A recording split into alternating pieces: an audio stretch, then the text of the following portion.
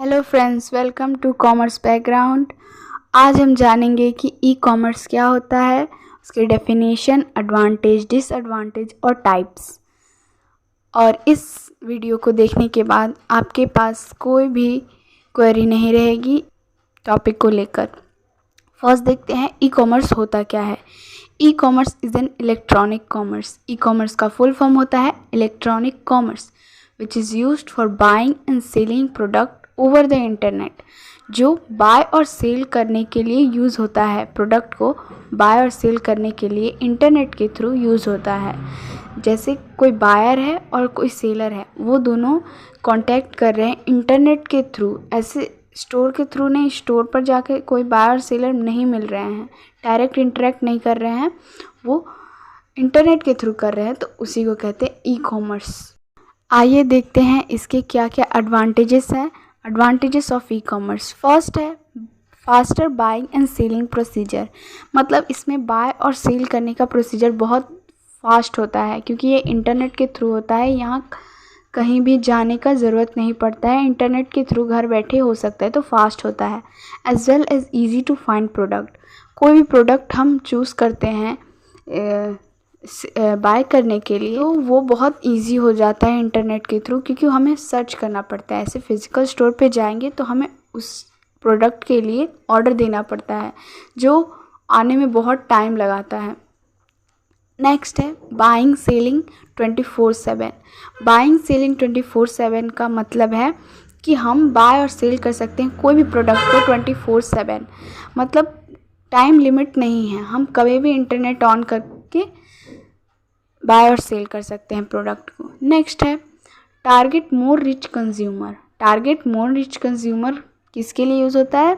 कोई सेलर है जो कोई प्रोडक्ट को बेचना चाहता है, वो प्रोडक्ट जब बेच रहा है तो वो जो कस्टमर्स हैं, बायर्स हैं, वो बहुत सारे हैं, एक टाइम पे वो प्रोडक्ट को कंज्यूमर। नेक्स्ट है लो ऑपरेशनल कॉस्ट। लो ऑपरेशनल कॉस्ट में क्या होता है, जैसे फिजिकल स्टोर है, उसमें हमें लेबर लगाना पड़ता है ऑर्डर को दिखाने के लिए, और बहुत कॉस्ट लगता है। ऐसे इंटरनेट के थ्रू जब हम किसी भी इंटरनेट पे कोई प्रोडक्ट बेचते हैं तो वहाँ पे हमें लेबर लगाना नहीं पड़ता है, बस वो प्रोडक्ट को इंटरनेट पर डाल देना पड़ता है और वो बायर्स देख लेते हैं, खुद ऑर्डर कर देते हैं। उन्हें कोई सजेशन नहीं देना पड़ता है कि ये प्रोडक्ट अच्छा है और ये प्रोडक्ट ख़राब है। So low operational cost. No need to physical company. मतलब इसे यूज़ करने के लिए फ़िज़िकल कंपनी की ज़रूरत नहीं पड़ती है। ये इंटरनेट के थ्रू आप कहीं से भी इंटरनेट पर कोई प्रोडक्ट डाल दो और वो प्रोडक्ट कोई भी कस्टमर देखकर उसे चूज़ कर ख़रीद सकता है। तो ये फ़िज़िकल कंपनी खोलने की ज़रूरत नहीं होती है। नेक्स्ट है easy to start and manage it. बहुत ईजी है स्टार्ट करने के लिए और मैनेज करने के लिए, क्योंकि ये इंटरनेट के थ्रू हो रहा है। इसमें कुछ टाइम वेस्ट नहीं लग रहा है, फिज़िकल स्टोर खोलना नहीं पड़ रहा है, कुछ नहीं करना पड़ता है। सो बहुत ईजी है स्टार्ट करने के लिए। Customer can easily select product from different provider. Customer जो है वो डिफरेंट प्रोवाइडर से अपना प्रोडक्ट सिलेक्ट कर सकता है। जैसे मुझे माई ग्लैम का मेकअप अच्छा नहीं लगा, तो मैं दूसरे कोई कंपनी से या ब्रांड से वो अब देखते हैं ई कॉमर्स के कुछ डिसएडवांटेजेस। फर्स्ट है unable to examine product physically. मतलब कोई भी प्रोडक्ट हम चूज़ करते हैं तो उसे हम फिज़िकली अपने हाथ से छूकर नहीं देख सकते हैं। बहुत टाइम पे होता है कि इंटरनेट पे कुछ और प्रोडक्ट दिखा रहा होता है और आता है तो वो प्रोडक्ट कुछ और ही होता है। तो ये एक डिसएडवांटेजेस है ई कॉमर्स का। नेक्स्ट है not everyone connected to internet. मतलब बहुत कम ऐसे जगहों पर जहाँ पे इंटरनेट नहीं है, जैसे गांव हैं और कई इलाके हैं जहाँ पे इंटरनेट नहीं है, वो लोग ई कॉमर्स का बेनिफिट यूज़ नहीं कर सकते हैं। तो ये भी एक डिसएडवांटेजेस हुआ ई कॉमर्स का। नेक्स्ट है delivery process is very weak. मतलब डिलीवरी टाइम बहुत ज़्यादा लगता है। ऐसे कोई स्टोर पे जाइएगा, फिजिकल स्टोर पे, तो वहाँ पे आप कोई भी चीज़ को परचेस करना चाहते हैं तो आपको उसी टाइम मिल जाता है। इसमें डिलीवरी का टाइम बहुत ज़्यादा लगता है। Lack of privacy. मतलब आपका प्राइवेसी बहुत जल्दी हैक हो जाता है। अब देखते हैं ई कॉमर्स के कुछ टाइप्स और मॉडल्स। ये बहुत इम्पॉर्टेंट है, ये तो एग्ज़ाम में आता ही आता है, तो इसे मार्क कर लीजिएगा। फर्स्ट है B2B commerce, B2B called as business to business. तो इसमें साफ पता चल रहा है कि बिजनेस से बिजनेस जो कम्युनिकेशन करती है, ई कॉमर्स जब दो बिजनेस के बीच होता है उसे ही बिजनेस टू बिजनेस मॉडल कहते हैं या टाइप्स कहते हैं। इसके एग्जांपल है जैसे Intel selling microprocessor to Dell. तो इसमें एक कंपनी है जो दूसरी कंपनी को अपना माइक्रो प्रोसेसर सेल कर रही है। क्यों? क्योंकि वो डेल जो कंप्यूटर है, लैपटॉप है, उसमें लगाकर बेच सके। फिर है Heinz selling ketchup to MC McDonald.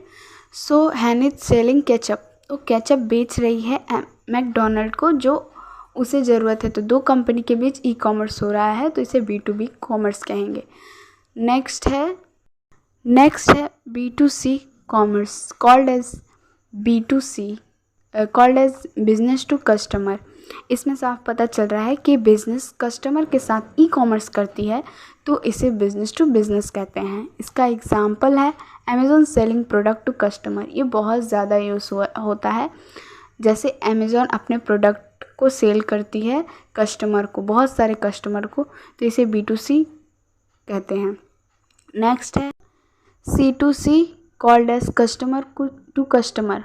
मतलब इसमें भी पता चल रहा है कि कस्टमर जब कस्टमर के साथ ई कॉमर्स करता है तो उसे ही C2C कहते हैं। जब कस्टमर टू कस्टमर होता है, जब ई कॉमर्स दोनों के बीच होता है। इसका एग्जांपल है OLX वेबसाइट। OLX वेबसाइट पे देखिएगा, एक कस्टमर को कुछ बेचना होता है तो वो अपने प्रोडक्ट को इंटरनेट पर डाल देता है और दूसरे कस्टमर को जो ख़रीदना होता है वो उसी प्रोडक्ट के लिए ऑर्डर कर देता है, जो उसे परचेस कर लेता है। तो एक कस्टमर दूसरे कस्टमर के साथ बिजनेस कर रहा होता है, तो ई कॉमर्स कर रहा होता है, तो उसे ही कस्टमर टू कस्टमर कहते हैं। ये लास्ट है C2B commerce called as customer to business. जब कस्टमर और बिजनेस के बीच ई कॉमर्स होता है तो उसे कस्टमर टू बिजनेस कहते हैं। और ये लास्ट है। और आपको वीडियो अच्छा लगा हो तो लाइक, सब्सक्राइब और शेयर कीजिए अपने दोस्तों के साथ। और ये मेरा फर्स्ट वीडियो है, सो प्लीज़ सपोर्ट कीजिए।